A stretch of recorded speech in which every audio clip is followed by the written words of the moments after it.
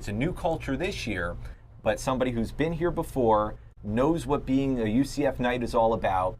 For all these new guys to come into the locker room and turn to Miles Montgomery, he's going to be an important figure all throughout the season. And what does that playing time kind of look like for the other running backs? He said we may see some of them play on Thursday even. Yeah, I'm sure we will. I'm sure Jaden Nixon will get a lot of playing time as well. I'm curious to see how explosive each of the players can be, how they complement each other, maybe if there's like a thunder lightning combination somewhere, and how that evolves throughout the season. I'm very curious in the running back situation. Well, and that is when you have some complementary runners like that, that can go a long way and take some pressure off a quarterback. Absolutely. Like Cam Fancher, who is stepping into this starting role. A great running game opens up all sorts of opportunities in the passing game. Yeah, we've still have a lot to get to. We're going to go ahead and take a break here, but we still got more to talk about as we count down to kickoff UCF and Jacksonville State. So keep it right here on Fox Local, and we'll be right back.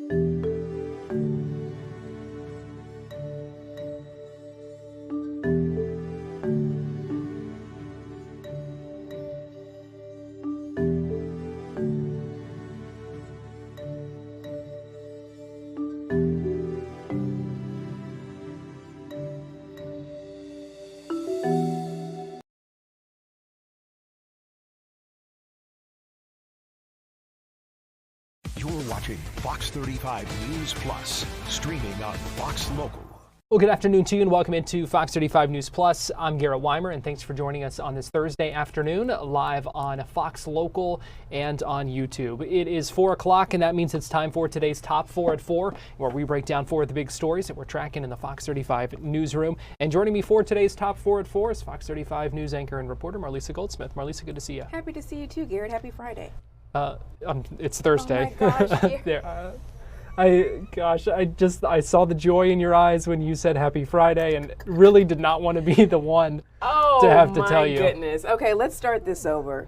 Happy Thursday, Happy Garrett. Thursday. Good to see you. Yes, good to see you. Just one more day. Don't worry. We are almost to the weekend. It has been a long week, a tough week of news, a lot of things going on, a busy day today as well. We do want to start with an update on the Minnesota shooting. We heard more today about the victims and also some of the extent of what happened yesterday as well. Yeah, some terrible new details that we're learning. Let's just go back to yesterday when we first learned about the shooting that happened at Annunciation Catholic Church and School in Minneapolis. 2 children sadly were killed. 18 other people were injured in that shooting.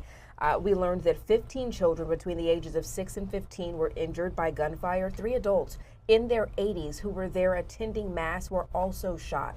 So the suspect, we learned, has been identified as 23-year-old Robin Westman. They died of a self-inflicted gunshot wound after shooting through the church windows as children were worshiping during their first week of school Mass. School for them just started this Monday, so only a couple days in, this happened. Robin, who died from that self-inflicted gunshot wound, we learned that police located what is believed to be the shooter's car, and they have been searching it for further evidence.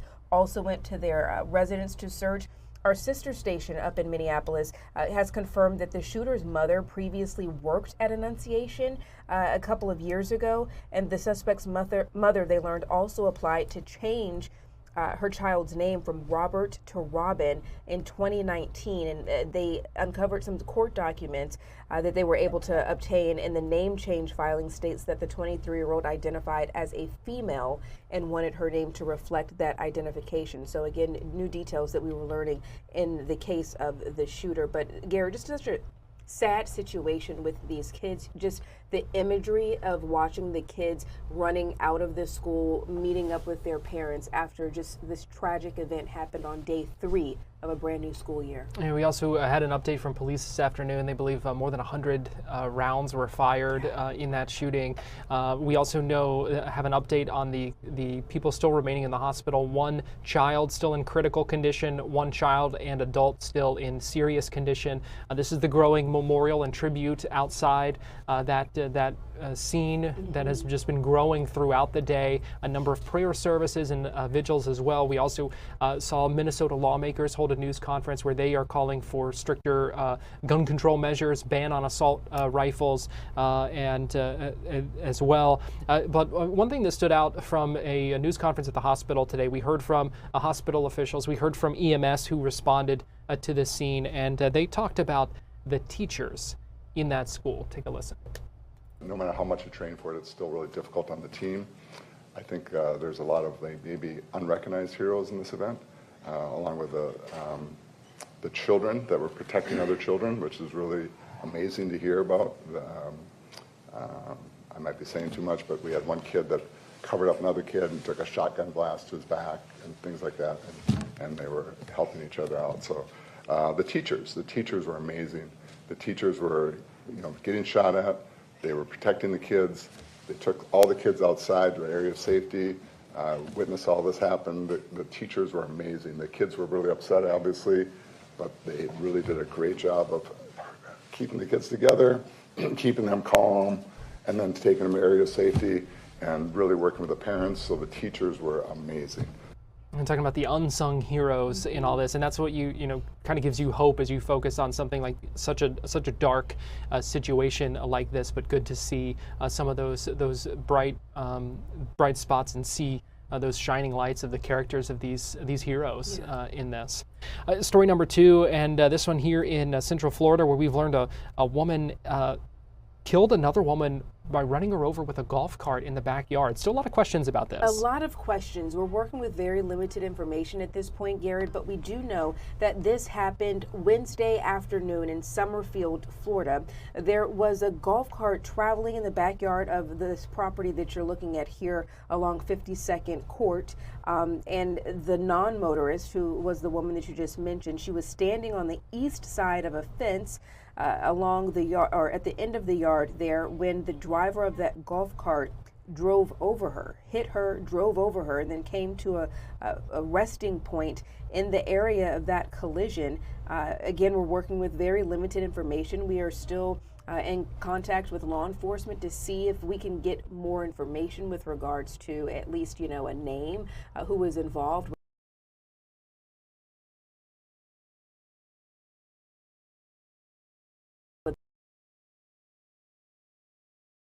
we had the chance to speak with her caretaker about her reaction to what happened.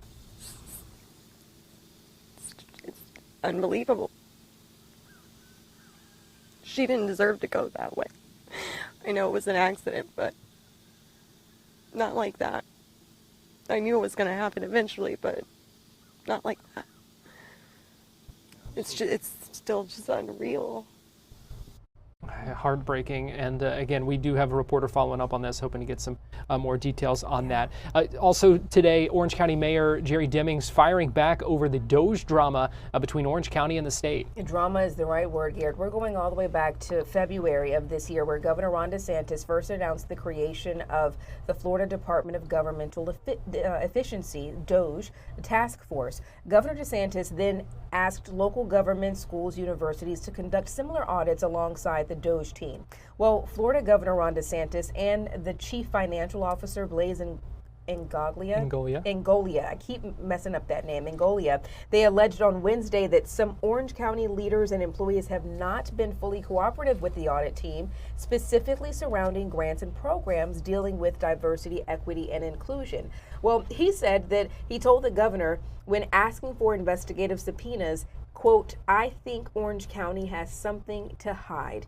Orange County Mayor Jerry Demings said that his government has, quote, "fully cooperated with the Florida DOGE team." He added that no employees were instructed to alter, change, or delete any documents, but said some employees have read from, may have read from or referred to notes or documents during the interview period with DOGE employees. So I believe the term that that was used by the Chief Financial Officer yesterday was FAFO. He said that Orange County fooled around for, TV purposes, fooled around and found out. So just like you said, just an ongoing drama, if you will. And strong words from Mayor Demings today, kind of firing back. He called the investigation tainted because he kind of basically said that the state kind of already has an end in mind looking at this investigation. And so he's visibly frustrated by this. He talked about it for several minutes with reporters earlier today at an event where we were able to catch up with him. So we'll see where things go from here with this investigation. We still haven't seen the results of the audit. Right. That will come in the next few weeks. They said 60 days from the time the auditors were on the ground, which was a couple of weeks ago, and obviously still working through that process if they're issuing these subpoenas. So we will see where things go from here. Story number 4, we're just a few hours away now from kickoff at the Bounce House. Oh yeah, this is a big story. A lot of people are really excited about tonight's game, Garrett. It's the UCF home opener, UCF Knights against Jacksonville State Gamecocks. Let's get into some of the stats here. Big 20.5 point favorite for UCF going into tonight. We know just yesterday, head coach Scott Frost named the starting quarterback for tonight's game. Cam Fancher will be starting for the Knights tonight. He's a transfer from Florida Atlantic and Marshall. He earned the job after a pretty strong showing in the fall camp. But we did hear from Coach yesterday saying that this was very tight when it came to the 3 people that he was considering for the starting position here. This is who he chose. They're going into it very optimistically, and they hope to come out with the dub tonight. So we'll have to see. And Fox 35 news anchor John Brown is live at the Acrisure Bounce House and joins us live here. And John, we see some of those menacing clouds overhead, but a lot of excitement for the season kickoff tonight. Yeah, you know what? We've been actually walking around as they're trying to get things set up here. They just rehearsed the national anthem. They've been working on the fireworks, all the other peripheries that go along with a game like this. It's going to be a big game. They're expecting. I just talked to the information officer here and said upwards of 45,000 people expected this evening, almost a sellout. It could be by the time we get to the game. Of course, for the 5th year in a row, season tickets have sold out. And so they've just been rehearsing everything right now. But, of course, watching those dark skies up there to our north, that's Flagler County up in that area. So that's the area where we're having some of the weather. So we'll see how it goes. But people are getting excited. I got here a couple hours ago. And, Garrett, there are already people out there tailgating. So in true Central Florida fashion, 5 hours before game time, they're ready to go out there. So we got a lot going on tonight, and it's going to be a fun game. I mean, like Marlise had said, a 20-some point favorite, and so let's just hope the season starts off as well as we hope it does, and get this 2025 campaign off to a great start. Yeah, I mean, hey, people out there already tailgating, might as well. It's the season opener. It's a Thursday night. Yeah. Glad to see that people are already having some fun, because once the game starts, or if it does, there may be some weather delays. We'll have to see. Yeah, we'll watch that. The good thing is, if you come out here and you're one of the first few fans, you get a nice hat. So at least you'll be you're covered. So get out here early. If you're coming out to the game tonight, get here early, because they are handing out these cool Publix UCF hats. But Garrett, one of the cool things about college football here in Central Florida too, I have the lineups, and what's so neat is you go down the rosters here for UCF, and even if you're a casual football fan, you probably care about these kids and where they went to school. You look at this, we have right off the top here, Jones High School here in Orlando, Seminole High School in Sanford, Lake Mary High School, Osceola High School. You just go down the entire list, and yeah, it's a big university, one of the biggest in the country, but so many of the kids are from right here in Central Florida. I think that makes it even neater that the young people who go to school here see somebody out on the field who they may have gone to high school with, and I think that's one of the cool vibes you get in Central Florida that you don't see a lot of other places, is just so many local guys on the rosters. And so they're getting ready to come through the crowd. It's called the Night Walk. They're going to come in just a little bit. We're going to get some video of that as the team's walking through to get ready for the game through all the fans. And so we'll get some cool video of that today as well, because the fans are already showing up out there.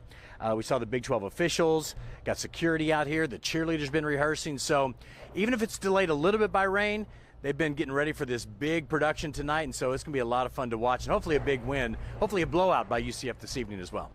We sure hope so. Hey, John, before you go, two things. One, don't forget you do have to come back here and anchor the evening newscast with me a little bit later, so don't have too much fun. Yeah.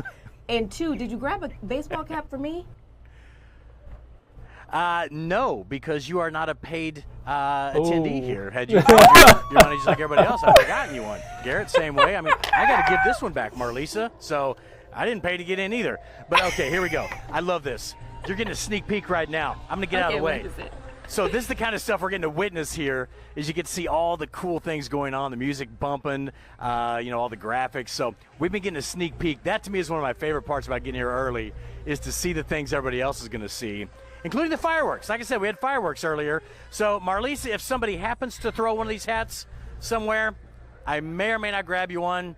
I may put it on eBay, and you can bid on it from there. So that's an option. It's an option. Either way. I was hoping we would see, John, you wearing it maybe backwards for your 5 o'clock hit. Well, I might, but I also have makeup on, and it's a white hat, so I don't want to make it. Oh, yeah, and you have to return it. I'm going to give it back to the people. It'll be all gross inside. I'm like, here's your hat back. Right, whoever ended up getting that at the gate wouldn't be too happy. Well, Fox 35. Poor fan. Like, what is this thing? Fox 35 News anchor John Brown, we appreciate you joining us live from the Bounce House ahead of kickoff tonight. He does bring up a good point there. We wouldn't want to be that fan who gets handed that hat, and then, but then once they found out, well, that's John Brown's makeup, then they could really get some money on eBay for that. Maybe they put it on eBay. Right. Yeah. Well, Marlisa, we appreciate you joining us for our top four at 4. Absolutely. We're going to take a quick break here on Fox 35 News Plus, but we'll be right back.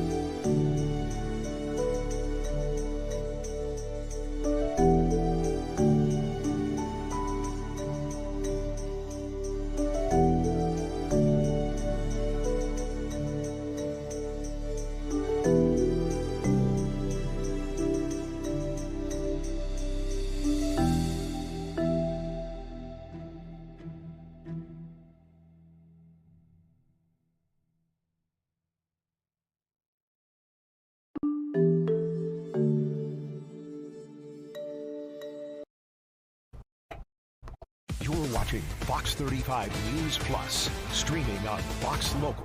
Well, Fox 35 Storm Team meteorologist Laurel Blanchard joins me live now from the Fox 35 Storm Team Weather Center. And Laurel, I know it's been a busy afternoon, tracking a lot of things on the radar and still watching a couple of spots as we speak.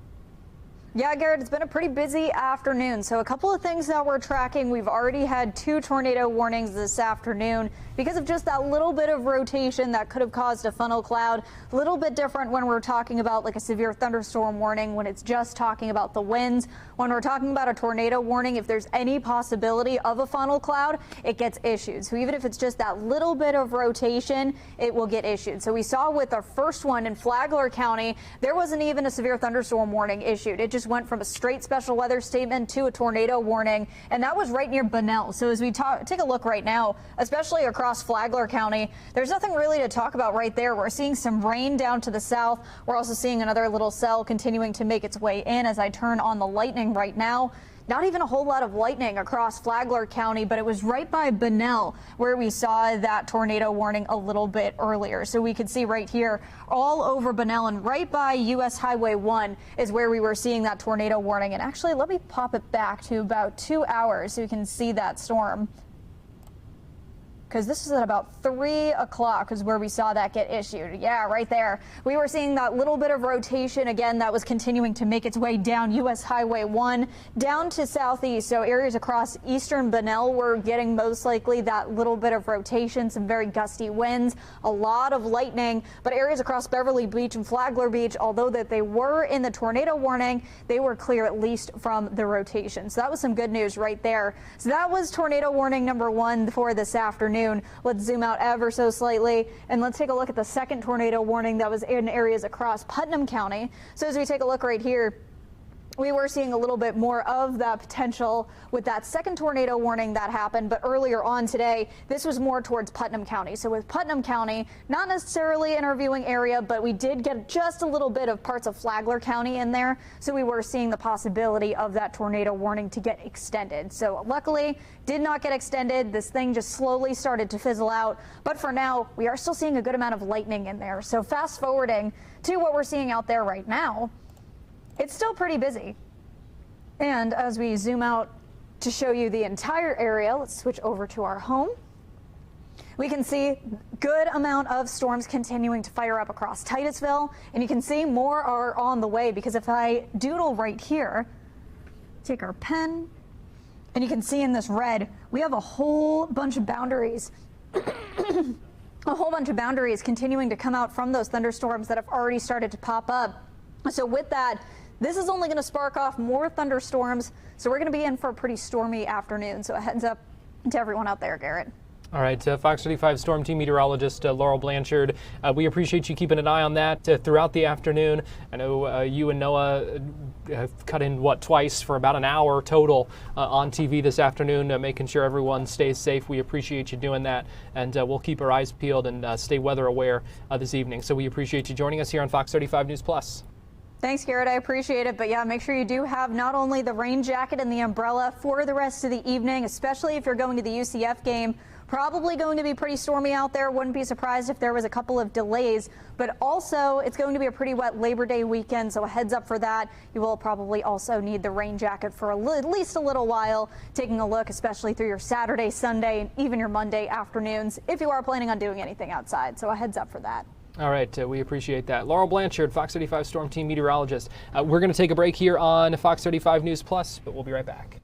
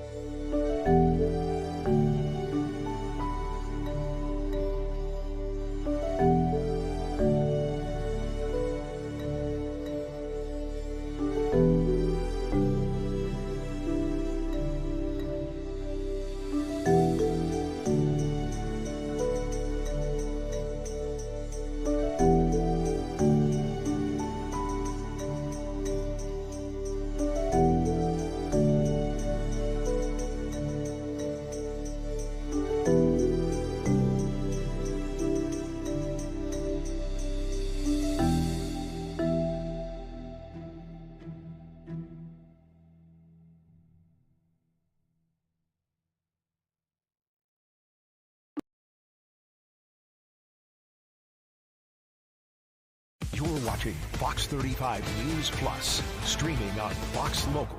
Welcome back into Fox 35 News Plus. I'm Garrett Wymer, and thanks for joining us on this Thursday afternoon, live on Fox Local and on YouTube.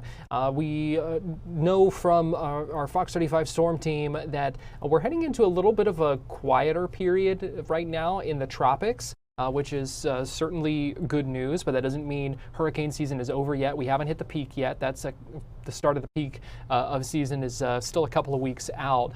There's a lot of conversation, though, ongoing about FEMA and what its capabilities are. And we reported earlier this week about the letter that nearly 200 current and former FEMA employees published, basically saying they are concerned about the capabilities of FEMA because of recent cuts and what it might look like for a disaster response.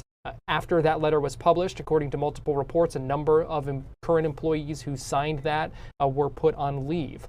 This all comes amid ongoing conversations about changes to FEMA and changes to the structure of FEMA, maybe putting more responsibility on the states when it comes to disaster response. And part of that conversation is the FEMA Review Council, which was created by President Trump to look at FEMA's current capabilities and give some advice and recommend some potential changes. There are 3 Floridians on that FEMA Review Council. Kevin Guthrie, who is the executive director of the Florida Division of Emergency Management, Tampa Mayor Jane Castor, and Miami-Dade County Sheriff Rosie Cordero Stutz. And there was a meeting held earlier today. It was in Oklahoma City. Some folks joined remotely, but they talked about some of these changes, talked about some updates on what they have learned through this process. And I want to play for you some of their remarks from earlier today.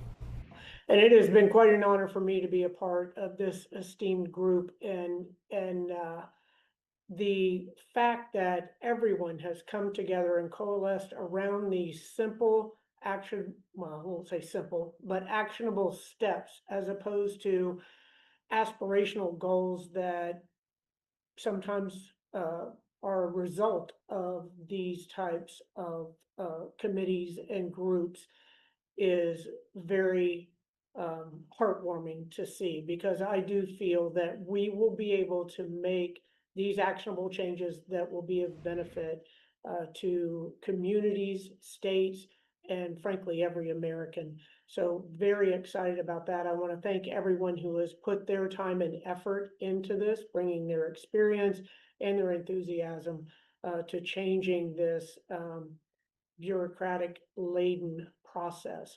So very excited about that. And just 2 areas that I would like to comment on before we get down into the weeds here.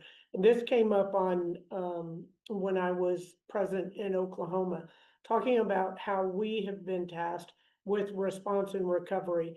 And I do feel that we should, as a group, make a request to include the preparedness and mitigation.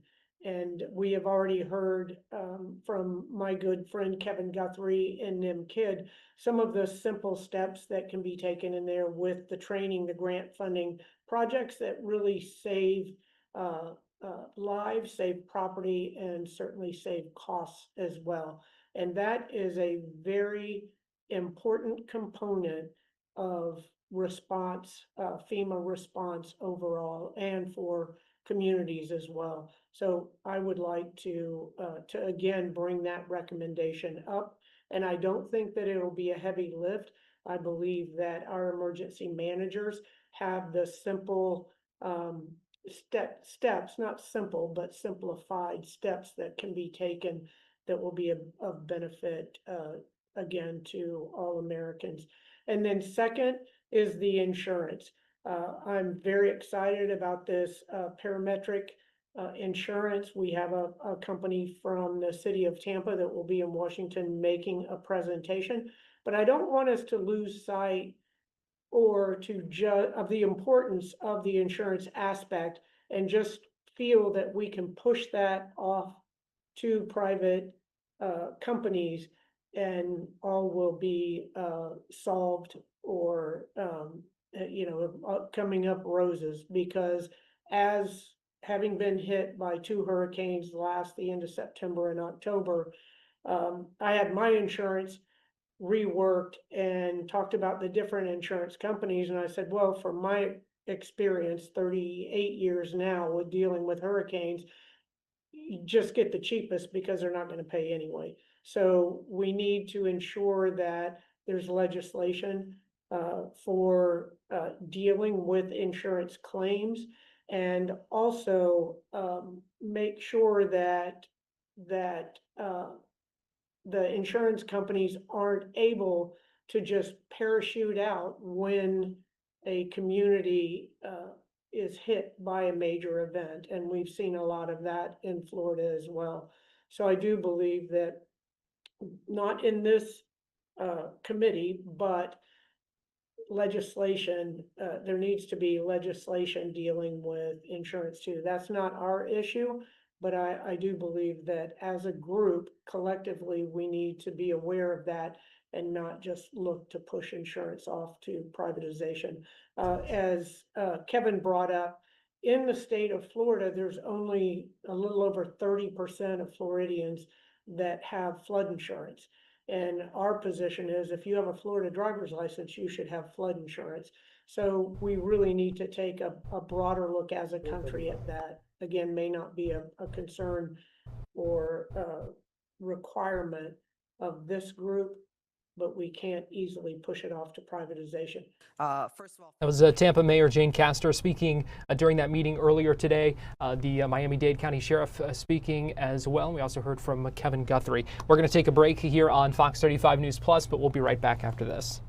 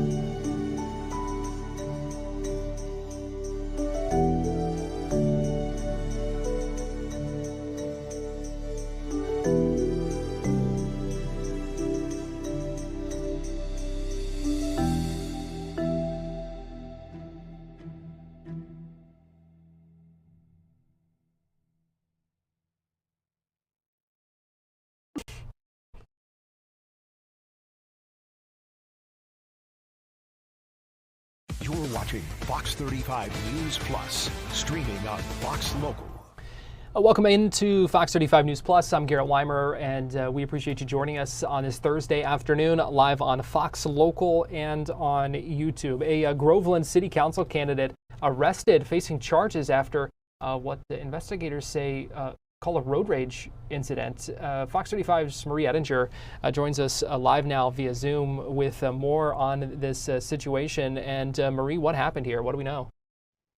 Sure. So the city council candidate is named James O'Neill, and he is we were not able to get a hold of him today. So we really only have the side of the story presented in the police report, although I will say that he did fill out a form as well. So we know what he told police. We just haven't been able to talk with him about how he feels about all this. So here's the situation according to the police report. This guy, Mike, who I was able to talk with today, says that he was headed out of his parents' neighborhood and he realized he forgot something. So he just like tosses it in reverse and zooms back.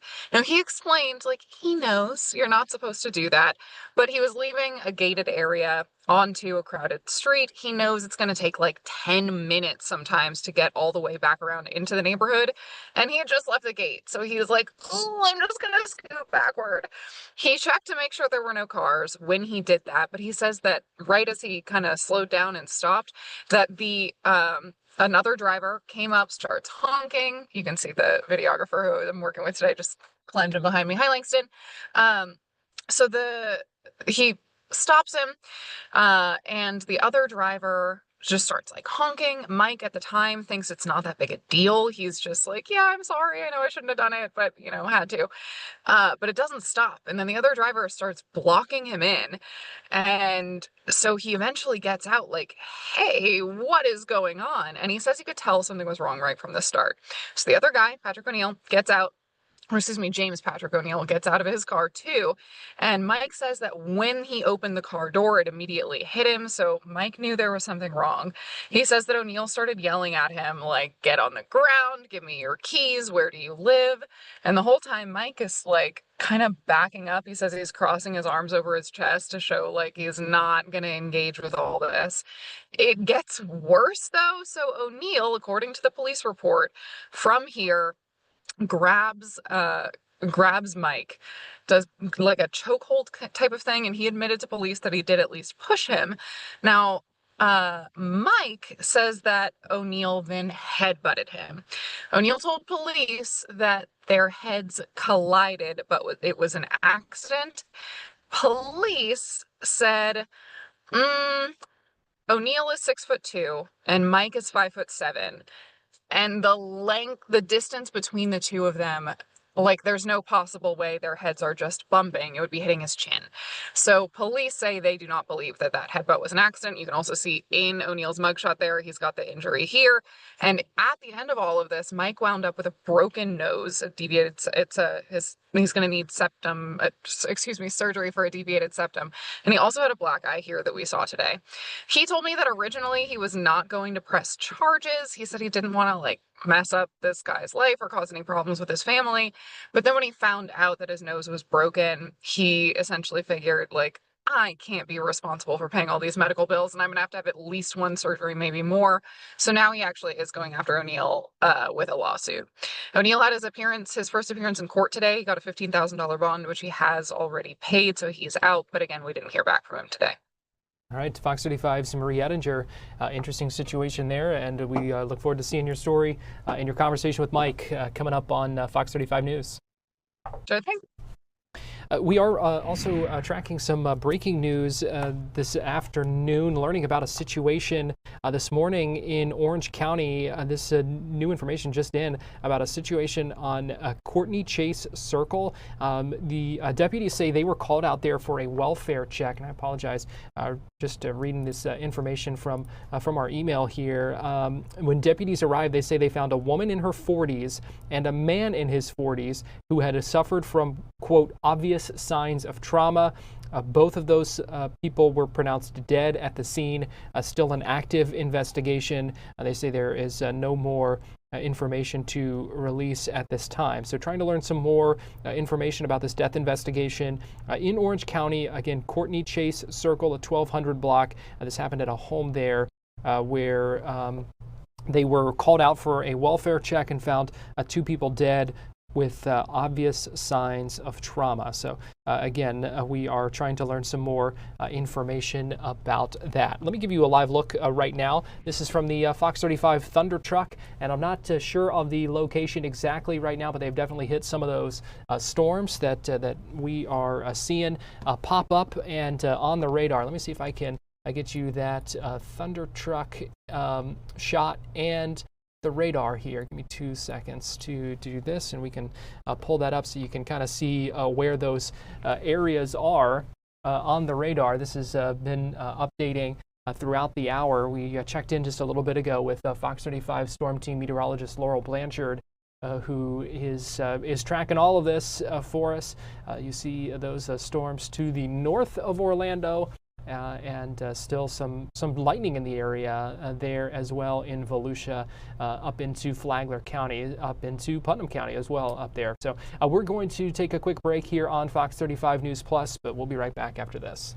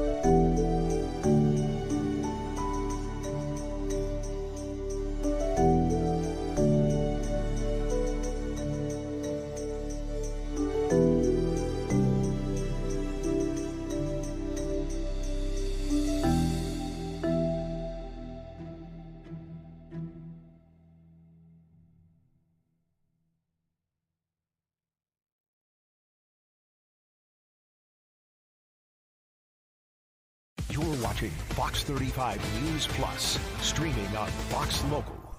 Well, welcome back into Fox 35 News Plus. I'm Garrett Wymer, and thanks for joining us on this Thursday afternoon, live on Fox Local and on YouTube. We are 2 hours and 20 minutes away from kickoff to the 2025 college football season here in Central Florida. UCF and the Jacksonville State Gamecocks coming up at the Acrisure Bounce House in just a little bit. And joining me live now from the Bounce House, Fox 35 sports reporter Jonah Karp. And Jonah, we appreciate you joining us. How are things looking out there? Good. No rain so far. Things are good. How's everything back in studio, Garrett? How are you? The clouds are less menacing in here, I can tell you that, but we're glad no issues out there yet. We checked in with John a little bit ago, who told us there's already fans tailgating and having a good time out there. We are just a couple of hours away now until till kickoff, and what should be a good game tonight. Should be a great game. It's the quiet before the storm right now. It's very peaceful inside the Bounce House. Not exactly bouncing right now. Very excited to experience that, though. Yeah, it's going to be a great game between Jacksonville State and UCF. Two very different teams than last year. We'll talk about UCF, a different quarterback than last year, going in with Cam Fancher, a quarterback decision that was made earlier this week, made official by Scott Frost. And so this is going to be a very interesting couple of weeks to see how Cam Fancher adjusts, what this offense looks like, what the defense looks like. The offense with only one returning starter, the defense with only 3 returning starters. A lot of storylines, of course. The biggest one, Scott Frost coming back. And Jacksonville State is no slouch, though. I mean, we know UCF is a 20-point favorite or so, but could be a tougher matchup given all things kind of considered here. Yeah, the interesting thing about this matchup is the parallels, and talk about the quarterback situation. Jacksonville State going with a new transfer quarterback as well. The run game is a very interesting parallel, considering UCF lost RJ Harvey, Jacksonville State lost Trey Stewart, two guys who are now on an NFL adventure, and two programs that were dominant in the rushing attack last year. UCF was 5th in the country in rushing, Jacksonville State was 3rd in the country in rushing, and now both run rooms are very different. So this should be a fun matchup. I'm curious to see what this Jacksonville State offense looks like as well. Yeah, will be interesting to see. That's for sure. Who is the player we should really be keyed in tonight and watching? Well, for UCF, I mean, Cam Fancher has the keys to the car right now for the offense. So how he operates, what his quarterback style is like, how the offense responds to that, the receivers he's interested in throwing to, how the run game responds, and how they complement each other. Miles Montgomery is going to be the feature back this year. So it's the offense as a whole, specifically, though, Cam Fancher, which might be a cop-out answer, but that's the guy I'm interested in watching. I don't think it's a cop-out. I think it makes sense. He's got to be feeling some pressure to want to perform because coming into this season he was kind of certainly not expected necessarily to be the starting quarterback at the start of the season. So I'm sure he feels like he's got something to prove here. Yeah, absolutely. And the interesting thing from Scott Frost's press conference from earlier this week, when he was asked question after question about Cam Fancher and the decision that came with that, he was asked specifically how the wide receiver group was affected and also the offensive line, if personnel changes were accompanying this quarterback decision, and he said no. The wide receivers that were going to start, if Ja'Cory Brown, say, was the starting quarterback, are still going to be the wide receiver core. And same with the offensive line. They aren't sliding, a left tackle over to right tackle or making any adjustments on that front either. So we'll see. We'll see how Cam Fancher does. One of the things I thought was interesting, so for those of you who don't know or may have missed it, we did a 30-minute special kind of previewing the game. It aired, it streamed last night, streamed again this afternoon. And one of the things I thought was interesting, Jonah, was the conversation about the low expectations for this team and kind of what that, how they're kind of responding to that and looking to see how that affects the play on the field. Talk to me about that. Yeah, I love the shameless plug, Garrett. We love plugging our own content. We worked hard on that. Of course. Yeah, we did. Yeah, we did. Not a lot of people are picking UCF to win the Big 12 this year. In fact, a lot of people are picking them to finish in the lower echelon of the Big 12. So not exactly a target on the back of the Knights this year, which could be a good thing, having low expectations, some may say zero expectations going into this season. How do they respond? By the way, just heard a bit of thunder, but back to our conversation from yesterday, how does a team respond when you have low expectations and you have teams coming in every single week, you're going places every single week? Are you going to surprise teams? Is this going to be trap games for a lot of teams? How are you going to motivate, if you're the coaching staff, the players in the locker room, because people are counting you out? Very interested to see how the team responds to that. Yeah, and they certainly want to get the season off to a strong start tonight against Jacksonville State. We talked about Cam Fancher. Let's talk, before I let you go, let's talk about Miles Montgomery here, running back, who is the starting running back and going to be playing a much bigger role than last year. Yeah, no more RJ Harvey. Miles Montgomery's the guy. Coach Frost calls him the leader of the offense right now, calls him an extra coach on the field, and he's embracing that leadership role. Got a chance to catch up with him. And I do know, in terms of Miles Montgomery, that he likes a heavy breakfast, light breakfast, heavy on carbs before the start of the game. That's what he said. So I don't know what he's eating. I'm going to bet on spaghetti based on our conversation. So that's what I think Miles Montgomery's going to be eating. But yeah, he's going to be a feature back this year. By the way, more thunder. Yeah, we are hearing that. There's your weather report. Yeah, well, you said this was the calm before the storm. I was hoping you meant only by a metaphor, but clearly not. We do know there are going to be storms in the area. We had that weather update earlier that there could be some lightning delays. So let's hope that there are no issues, that the game is able to be played in full, no interruptions, but certainly something to be aware of. Fox 35 sports reporter Jonah Karp, we appreciate you joining us here on Fox 35 News Plus. All right, thanks, Garrett. Hey, did you run this morning? I did, 7 miles, yeah. 7 miles, wow. Good for you, man. Yeah, well, you can join me. You can join me tomorrow. So, sounds like a plan. Okay. Jonah, we appreciate it. We're going to take a break here on Fox 35 News Plus, and we'll be right back.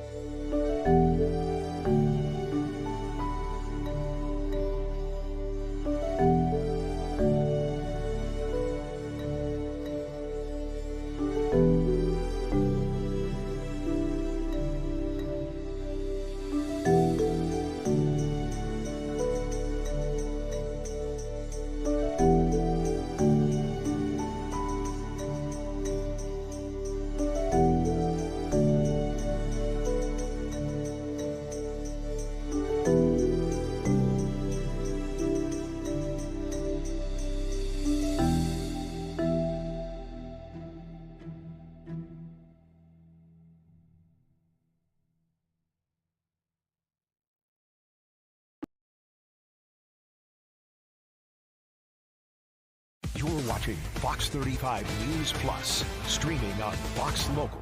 Welcome back into Fox 35 News Plus. Here's a live look from our Hard Rock Hotel camera in Daytona Beach. Not looking toward the beach, but you can see some of those clouds to the west there. Let me give you a quick look at the Fox 35 Storm Tracker radar, and you can see those approaching storms there, that you can see some of those clouds. So not exactly a great beach or pool time right now, and the weather could be a little bit tricky this holiday weekend, but it is Labor Day weekend that we're coming up on, and it's a time that a lot of people are spending time outside, a lot of people spending time on the water, whether it's the lake, the beach, the pool, whatever it might be. And so it is a time that water safety and drowning prevention really comes into focus. And so advocates are really trying to get the message out and just remind people to be aware and to take precautions and to make sure that they take steps to make sure everyone can stay safe and have a happy and enjoyable holiday weekend. And so earlier today, I had the chance to speak with Megan Ferraro. She's the executive director of the ZAC Foundation. She's also the chair of the U.S. National Water Safety Action Plan. And we talked about some steps to stay safe and also about how it being a holiday weekend makes that message even more urgent. More urgent around holiday weekends like the 4th of July and Labor Day weekend, because families are recreating together with friends and folks that they haven't seen in some time, and there can be lots of distraction. And so if you're around water with your children over this holiday weekend, if you yourself are going boating this weekend, please be sure you follow these simple steps to being safe around water. The first is the A of the A, B, C, D, and E's of water safety. A stands for adults. Adults should never swim alone in the water, whether it's the pool or the ocean. Adults should always be watching their children when they're around water.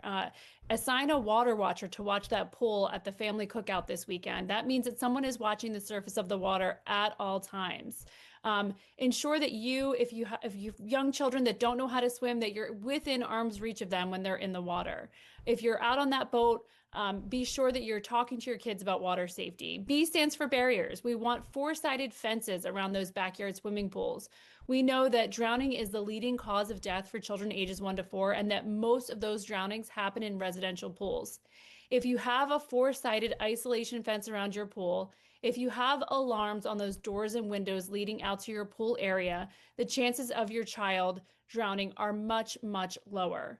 C stands for classes, swim classes, CPR classes. We know that if CPR is administered at the time of a drowning, the chance of survival goes up significantly. And we want everyone to learn how to swim, not just children. And D stands for drains. Drain safety, ensuring that your pool is compliant with federal standards for appropriate and safe drain covers. D also stands for devices like life jackets. If you are going out in a boat this weekend, if you're swimming in the ocean and you're not a strong swimmer, we want you to be wearing a U.S. Coast Guard approved life jacket. We want you swimming in front of a lifeguard chair. And if you find yourself caught in a rip current, we want you to follow steps like flipping onto your back, floating, giving yourself a moment to calm down, and then swimming parallel to the shore and then back to the shore once you're out of that rip current. So we want you to really be thinking holistically about water safety this weekend. We want you to have fun, but we just want you to do it safely. And you mentioned some of those other factors because, it's one thing to say, well, make sure your child knows how to swim and make sure you're watching your kids when you're around water. But there are distractions. On weekends like this, there probably is or could be, alcohol involved. And then you mentioned the rip currents if you're out on the ocean. Those are just a few of the factors that really can play a part in just how quickly things can happen, even when you're trying to do everything right. Even when you're trying to do everything right. This isn't an issue that's not layered. And so in Central Florida, we have come together to pull together stakeholders from all across Central Florida, including the State Department of Health, Orlando Health, the Children's Water Safety Village, to really have a series of meetings designed around the idea and the goal of developing a strategy for Central Florida. So we're referring to it as the Orange County Drowning Prevention Action Plan. And this plan is a whole community roadmap to reduce drowning deaths through awareness, access to lessons, and better data collection. Looking at the most recent numbers from DCF in Florida, there have sadly been 89 drowning deaths in the state this year. At this time last year, Florida had lost 81 to drownings. So we know that we are ahead of the trend of last year. And unfortunately, it's my fear that we're only going to see that number continue to increase this year. So the support of these stakeholders who have come together to develop this first ever roadmap for drowning prevention in Central Florida will be a huge benefit to the community. We're talking about increasing awareness of the risk of drowning, public campaigns in schools, airports, vacation rentals, partnership with members of the media like yourself, Garrett. You've been so committed to this issue this summer, and we're so grateful to have the opportunity to talk to your listening and viewing audience about the importance of water safety and drowning prevention. We want there to be a special focus on children with autism, epilepsy, and other special needs. We know that, in particular, for children with autism, the risk of drowning is 160 times higher than that of their peers. And so we know that the burden of drowning is not equal. We know that males are, much more likely to drown than females. In fact, 8 in 10 drowning victims are male. We know that young boys are risk takers and that risk-taking behavior carries through to young adulthood. So we want you to really encourage you to be paying close attention, to be wearing those life jackets, that adult supervision. And then we're also focused on the practicalities, right? Expanding access to swimming lessons and safety education. We want to broaden those programs like the current swim lesson voucher program, embed water safety education in schools, in after-school programs, in pediatric visits, and in Head Start programs. And we want to ensure that water safety and drowning prevention information is available in all languages throughout the state of Florida. We also want to improve data and accountability. So thinking about a countywide drowning data system, an annual state drowning report, and support for those that are working on this data collection and reporting, because it is a really critical job. And so keep that in mind if you are going to be around water, some of those important tips. And we do know advocates are working, doing what they can to help lessen that risk and make sure everyone is prepared to be around water and knows how to deal with that safely. So always something to keep in mind here in Florida, where we have so many swimming pools and lakes and bodies of water, but especially on a weekend like this.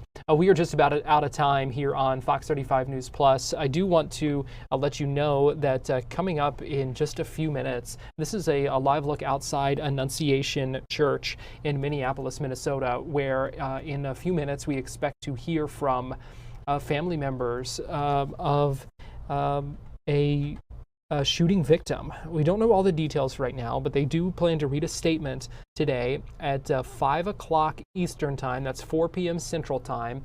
And they will read a statement. They're not doing interviews, they're not taking questions, but they want some privacy and some space to grieve, but they are going to give a statement. And again, this is a live look right now outside Annunciation Church, where there has been a growing memorial and tribute. We've seen so many kids and families out there today, people placing flowers, just so many people showing support and an outpouring of love in the aftermath of that tragedy that happened there yesterday. We learned today that the doors to the church were locked during Mass, which officials say likely saved more lives. So we're getting a more full picture of what happened. And learning some more about those unsung heroes, but still just such a tragedy, and you can still see that emotion on so many faces, young, old, in between. This tragedy has just touched so many there in that community and also across the country after a mass shooting like this. So we do expect to see and hear from those victims shortly. We'll have more on this tomorrow as well on Fox 35 News Plus. Meanwhile, we are about a minute away from the start of Fox 35 News. I'll give you another look at the Fox 35 Storm Tracker radar, where you can see some of those storms continuing to pop up. We are tracking the potential for some weather delays at the UCF game. Here is a live look at the Thunder Truck that is driving around town right now, and you can still see there was some rain earlier. It looks like a few drops still falling, but nothing crazy at the moment. You just have to be aware of the potential for those storms. We have seen a couple strong storms in the area to the north, and also a couple of tornado warnings as well today. So Fox 35's storm team will have the latest on that. I'm going to go ahead and send things out to Studio A. You see Marlisa and Hannah getting ready for Fox 35 News at 5, which begins in about 15 seconds, and we'll have the latest forecast and a lot more news, weather, and sports as well. So keep it right here on Fox Local. The news continues, and I'll see you. Right now on Fox 35 News at 5, bus stop blow up. A mother goes to pick up her child from the bus stop. As soon as he came out of the house, he said, "Get the out of my property. I'm gonna shoot you." But ends up staring down the barrel of a gun. What allegedly made this man pull his weapon on that family.